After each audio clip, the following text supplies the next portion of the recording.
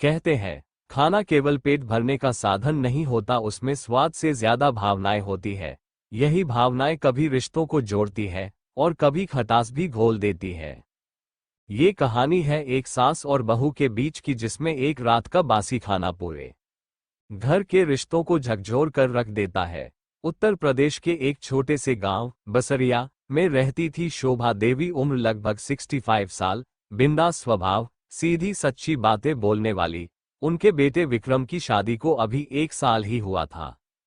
राधा, उनकी बहू, पढ़ी लिखी, सभ्य, लेकिन थोड़ी कमजोर आर्थिक स्थिति से आई थी। वो पूरी कोशिश करती थी कि सास को खुश रखे। राधा दिन भर घर के कामों में लगी रहती, दूध दोहना, रोटियां बनाना, सफाई, आंगन बुहारना और दोपहर को सास के पांव दबाना।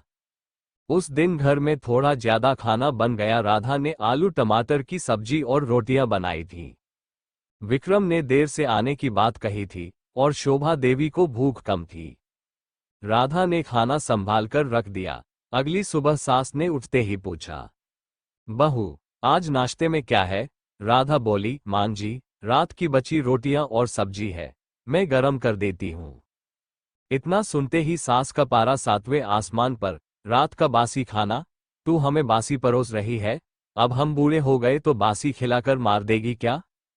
राधा घबरा गई, मां जी, खाना एकदम ताजा है, फ्रिज में रखा था और आज सुबह गरम किया है। अरे चुप रह, पहले दिन से देख रही हूं, कभी सब्जी फीकी, कभी रोटी जल गई, और अब ये बासी खाना? बूढ़े की जान लेगी क्या? विक्रम ने बात को टालने की कोशिश की, लेकिन शोभा देवी गुस्से में मोहल्ले भर में चीखने लगी, मेरी बहू मुझे बासी खाना खिलाती है, अब जमाना ही ऐसा है। पड़ोसन चंचल भाभी आई और बोली, अरे दीदी, इतनी सी बात पर क्यों नाराज हो रही है? आजकल तो लोग फ्रीज में खाना रखकर 3 दिन तक खाते हैं।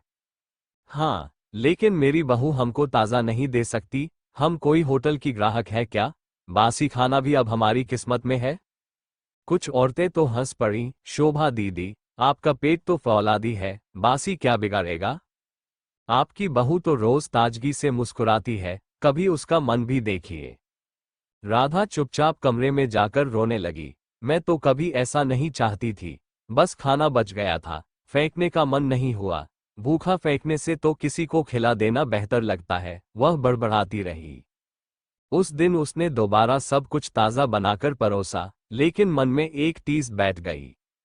अगली रात को शोभा देवी को पेट में मरोड़ हुई। राधा ने रात भर बैठकर पुदीने का काढ़ा बनाया, गर्म पानी की थैली दी और माथा सहलाती रही।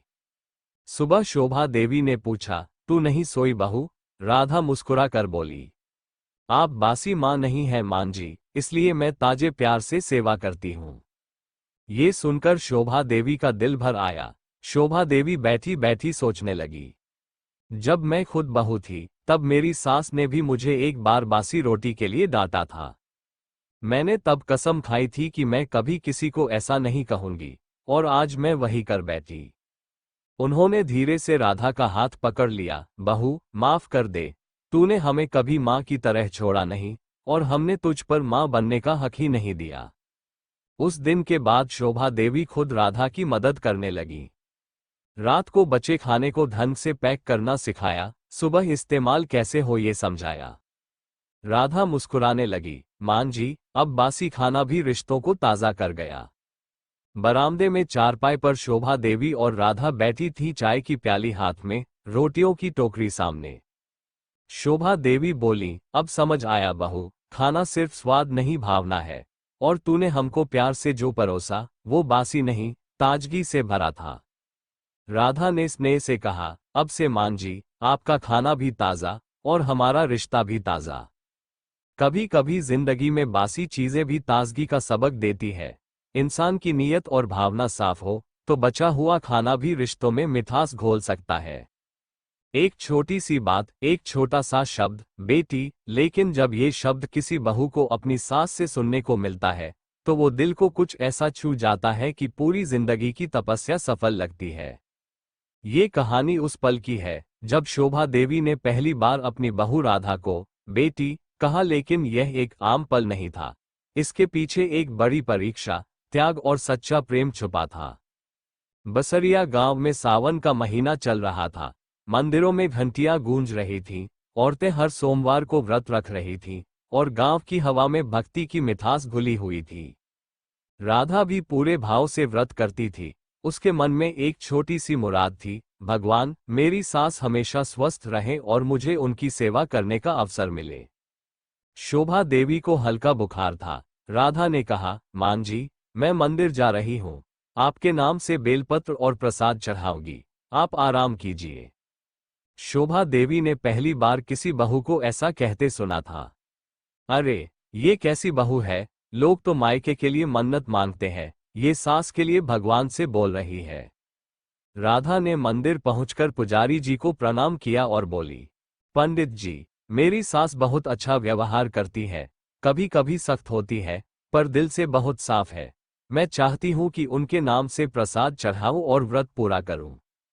पुजारी जी मुस्कुराए, बिटिया, आजकल की बहुएं ऐसा सोचें तो हर घर मंदिर बन जाए। राधा ने बेलपत्र, नारियल, सिंदूर और लड्डू चढ़ाए और मन्नत मांगी। हे शिवजी, मेरी माँ, मतलब मेरी सास हमेशा स्वस्थ और खुश रहे। तेज बारिश शुरू हो गई। रास्ता कीचड़ से भर गया था। राधा फिसल कर गिर पड़ी, लेकिन फिर भी प्रसाद और जल की थैली को सीने से लगाए रही। उसने खुद को किसी तरह उठाया और भीगते हुए घर लौटी। शोभा देवी चौखट पर खड़ी थी। अरे ओ बहू, कैसी हालत बना रखी है, ये बाल, ये पैर, चोट तो नहीं लगी? राधा ने कांपते हाथों से प्रसाद उन्हें पकड़ाया। मान जी, ये आपके नाम का प्रसाद है, और ये जल शिवजी से आपके लिए लाया हूं। शोभा देवी की आंखों से आंसू निकल आए। उन्होंने राधा को पहली बार गले से लगाया। बहू नहीं, तू तो मेरी बेटी है। तूने आज वो कर दिखाया जो मेरी अपनी बेटी भी शायद ना करती। राधा सिसकते हुए बोली, मैंने जब शादी की थी मान जी, तो एक माँ को खोया था, लेकिन आज वो खाली जगह भर गई। गांव के मंदिर की सीढ़ियों पर बैठी शोभा देवी और राधा, शोभा देवी के हाथ में राधा का हाथ था। उन्होंने कहा, तू अगर बहू बनकर आई थी, तो आज बेटी बनकर मेरे दिल में बस गई है। अब किसी और नाम की जरूरत नहीं, तू सिर्फ मेरी बिटिया है। सास बहू का रिश्ता खून का नहीं होता, लेकिन जब उसमें प्रेम, त्याग और समझदारी जुड़ जाए तो वो खून के रिश्तों से भी ऊपर उठ जाता है।